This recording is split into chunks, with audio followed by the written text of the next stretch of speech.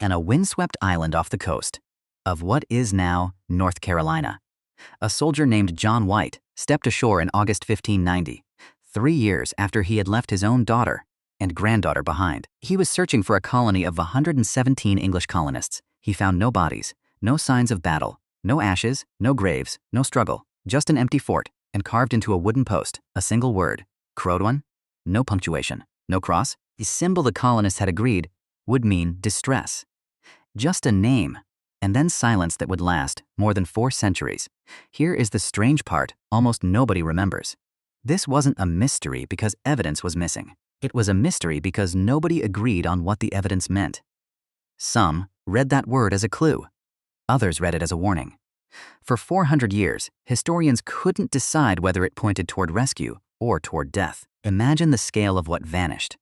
Not 2 or 3 people slipping away in the night, but an entire community. Brick, Lachar farmers, a pregnant woman, infants, all gone without a single skeleton left behind. In an age of disease, starvation, and violence, that kind of clean disappearance is almost harder to explain than a massacre would be. A massacre leaves debris. This left a word, and a silence that swallowed every theory thrown at it.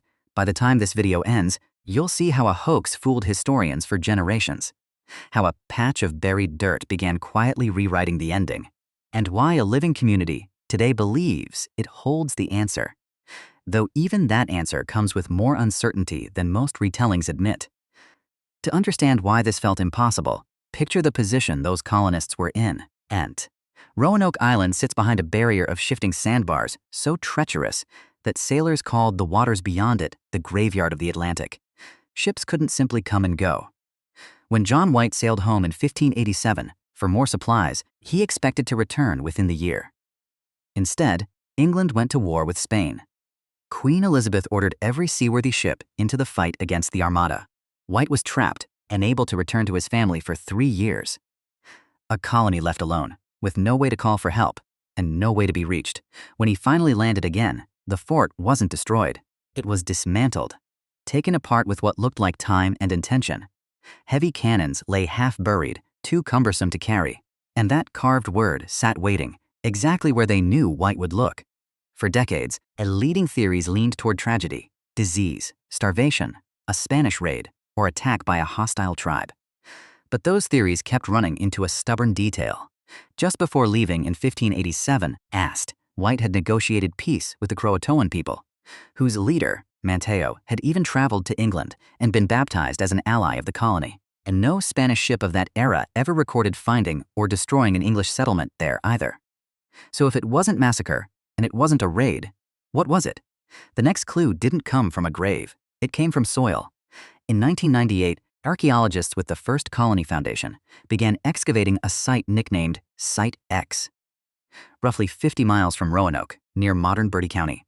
Buried beneath centuries of farmland, they found fragments of English pottery, known as borderware, gun flints, and construction hardware consistent with the late 1500s.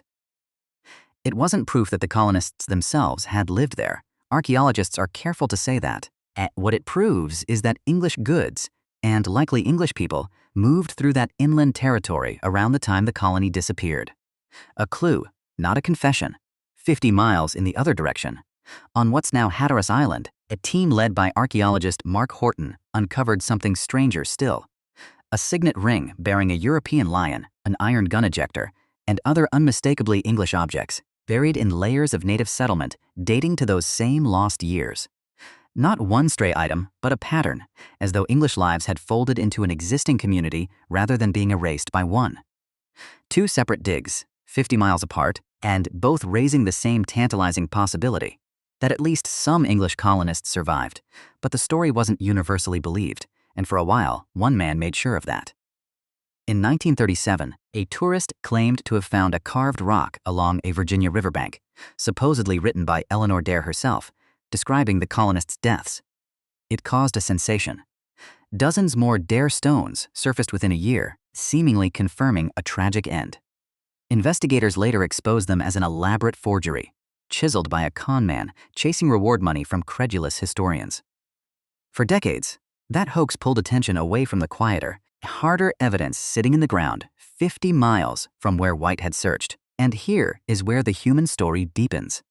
The native nations of coastal Carolina were not blank spaces on a colonist's map. They were established societies who had already watched wave after wave of English arrivals bring disease, violence, and broken promises. Some communities responded with hostility.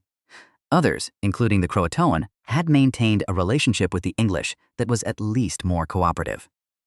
If some starving colonists chose to move toward an allied native community rather than wait for ships that never came, that wouldn't necessarily be a mystery of disappearance. It would be a human decision, made by desperate people, remembered imperfectly by the empire that failed them. That memory persists today among the Lumbee people of North Carolina, some of whom carry oral traditions describing English ancestry, alongside surnames, Dare, White, Berry, that appeared among the 1587 colonists long before those same names entered Lumbee family lines. It's tempting to call this the final proof. It isn't. DNA studies remain incomplete and contested, and serious historians warn against treating oral tradition or shared surnames as forensic evidence. What can honestly be said is this: the pottery, the ring, the gun parts, the carved word, and generations of Lumbee memory all point in the same direction, even if none of them, alone, closes the case. So perhaps the deepest twist in this story isn't a discovery at all. It's a possibility historians resisted for 4 centuries simply because no one liked how ordinary it sounded. Not conquest, not massacre, just people choosing to survive, walking toward whoever would have them. Standing today at Fort Raleigh, where the earthworks have long since settled back into grass, it's worth remembering that absence isn't always evidence of an ending. Sometimes it's evidence of a story that continued somewhere else entirely. 117 colonists who may never have needed rescuing at all. Only someone, eventually, willing to ask the right question.